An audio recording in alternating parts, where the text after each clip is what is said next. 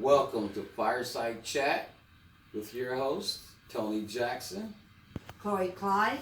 Midwest Medium. You know, we've been following this segment because the anniversary of Janice May, an eight-year-old girl, from Kenton, Illinois, a population of 12,000 at that time, was murdered, brutally murdered, may I say, and found under some boxcars. We've got a book, and we did as we do. We did our research, so this is a real story, you guys.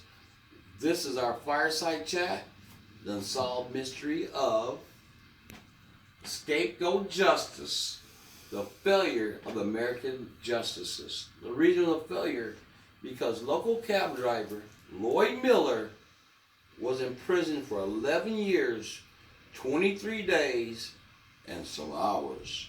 He was very close to being put to death again because he was put on death row for this.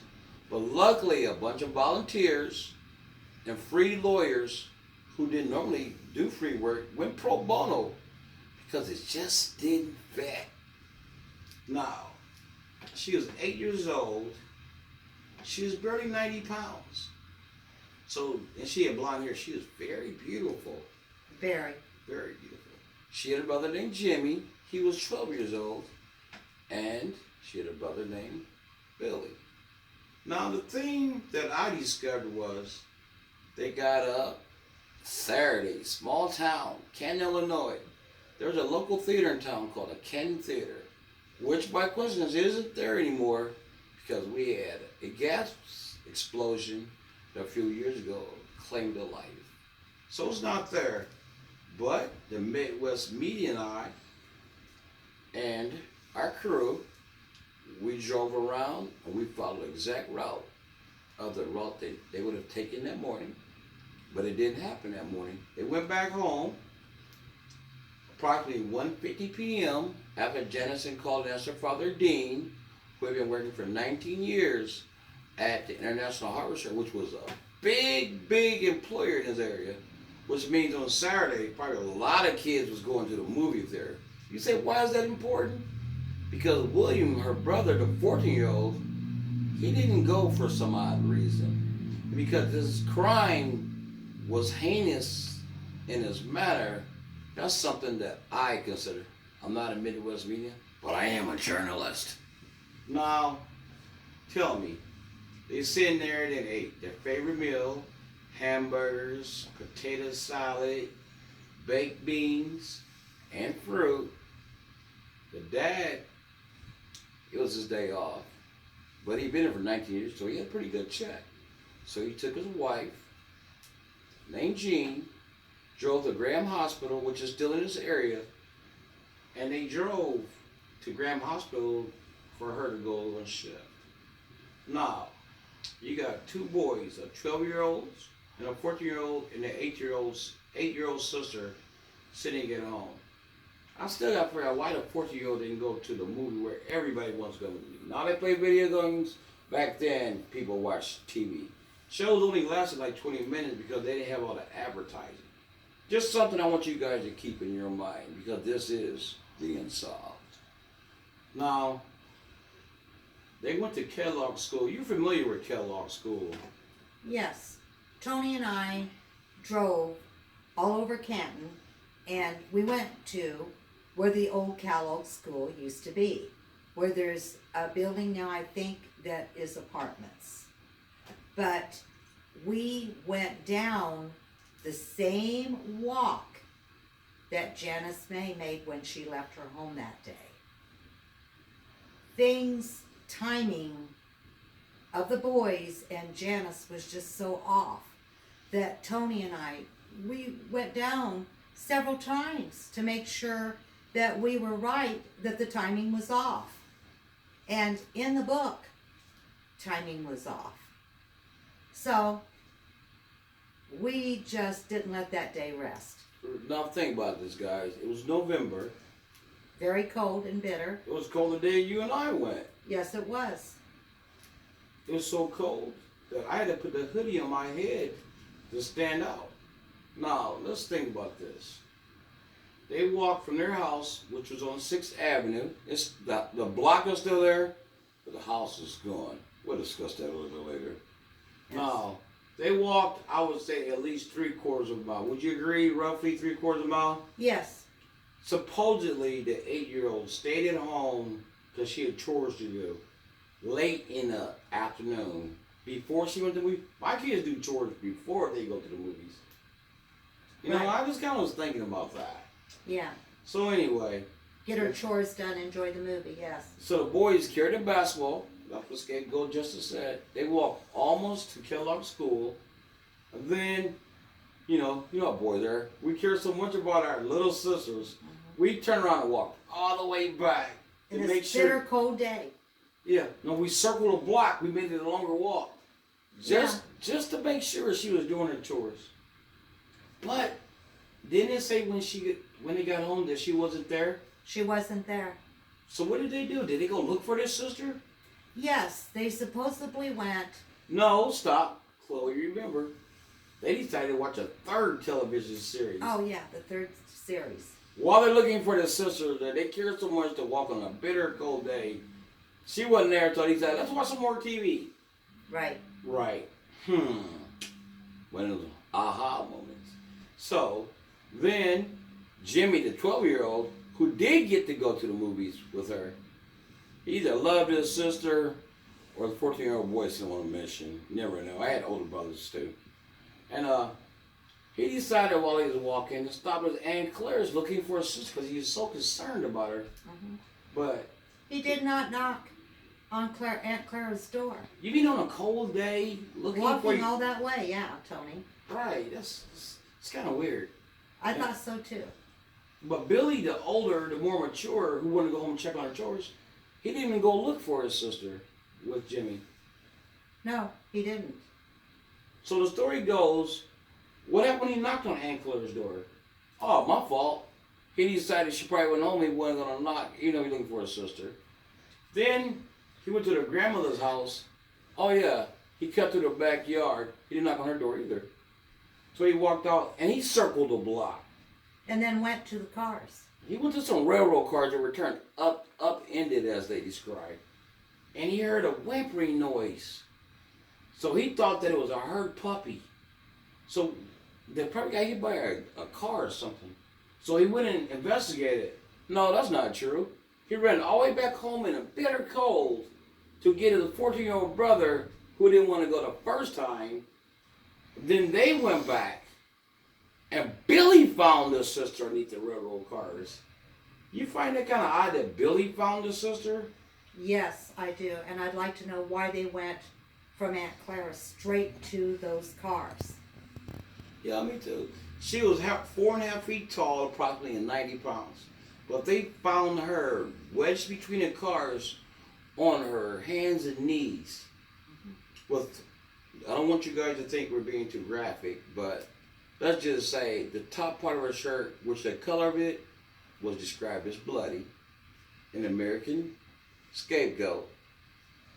So, Billy stayed there, and he sent his 12-year-old brother, who obviously liked to walk, because he was doing a walking throughout this whole story. He Yes. ran to Mr. Largent. Did you know Mr. Largent? No, according to the book, he lived in an adjoining house to his gas station.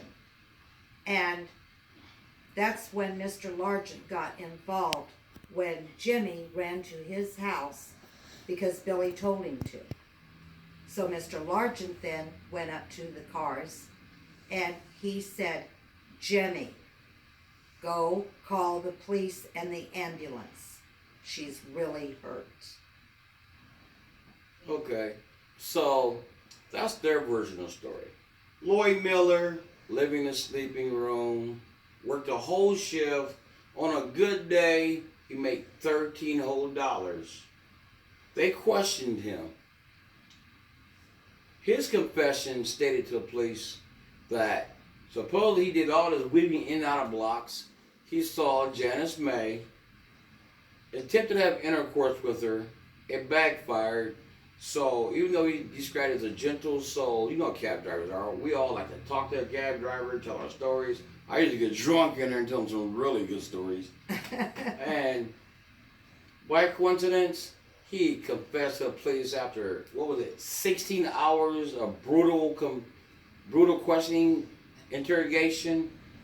He had 2 donuts and a cup of coffee, though. They treated him good back then. Yeah. He said he beat the little girl, and he got scared because she screamed, what? I'm going to tell my mommy. He covered her up with rocks, and then he cut through. Has state of mind to go down the street after he changed his clothes at his apartment house, go to another place, get another set of clothes, go back home, wrap the clothes in a newspaper because he made so much money, throw them into a freight car, and send the car, watch it go off into Blue Yonder. I'm sorry. Now, the police came along, found the girl at 4:32 p.m. Unfortunately, she passed away.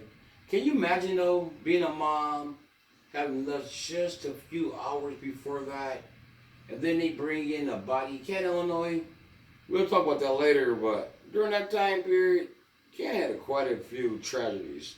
Virgil Ball, the sheriff at the time. Virgil Ball.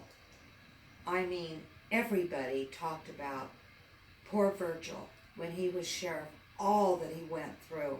We had the Janice May murder. We had Faye Raleigh mystery murder. That his nickname was Buck. You better stick with it. We're not going to give you no more details for future segments. Yeah. So anyway, long story short, mom in an emergency room, trauma. They bring in a body. They pull the sheet back. And who was it? Her daughter, 8-year-old Janice May. Wow. Guys, I'm sorry, but the Midwest Medium, myself, and our crew, we actually went to the cemetery and visited her just a few short days ago on a November day. As you know, it's November, and it was a skiff of snow. And you know what? It was really cold that day. So far we got brothers running up and down the street, so concerned about their sisters, but they're watching TV, not checking, think they see a herd animal that they're willing to go and knock on the door for, but not for their sister. Now we got the mother in the trauma unit watching her daughter, who she had just fed her favorite meal of hamburger, potato salad, baked beans, got to get the fruit. And she finds her daughter bludgeoned to death, beat with a slab of concrete.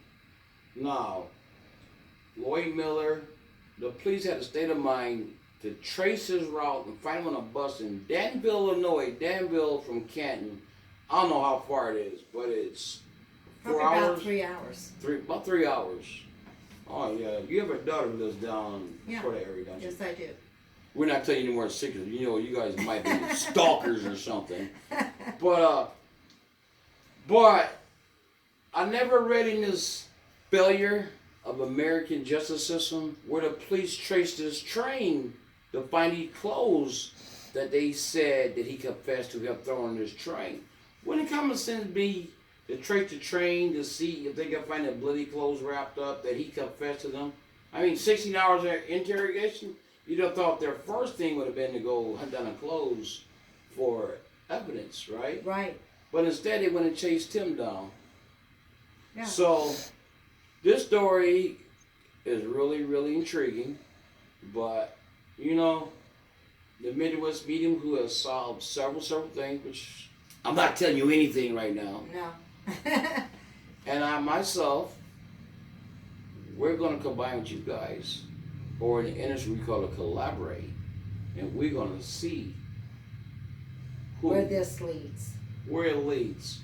You know, there's an empty lot right now where the house used to be at, but we will be at the empty lot. There's an apartment building where the school used to be at. We will be there. There's no train tracks where the train be at, but we will be there. I'll let you guys get on our mobile run as we drive down the street. Now, one of our crew made an interesting statement to me. I was like, they described the house in the book as a modern-day ranch home owned by a 19-year-old man of a factory, which we know you make good money when you work at International Harvester, which they got burned down too. Wow. And the school's gone. the train tracks are going, but I got the Midwest medium. And you know, Thank you guys, this is the newest thing. There's nowhere we want to travel. There's nowhere we want to go. Because the voices are crying out for justice. And my co-host, your Midwest medium, and your debonair host, Tony Jackson. Yes. We're going to find out, did the house get torn down? The modern day ranch home, because it's haunted and Janice May is crying out for justice. And the people couldn't take her not being there? Or was there blood evidence? Because maybe the crime was committed up there and maybe there was your cover up. But you better stay tuned because the next segment is going to be coming at you. So this has been Tony Jackson. Chloe Clyde. See you soon. See you soon, people. Hugs.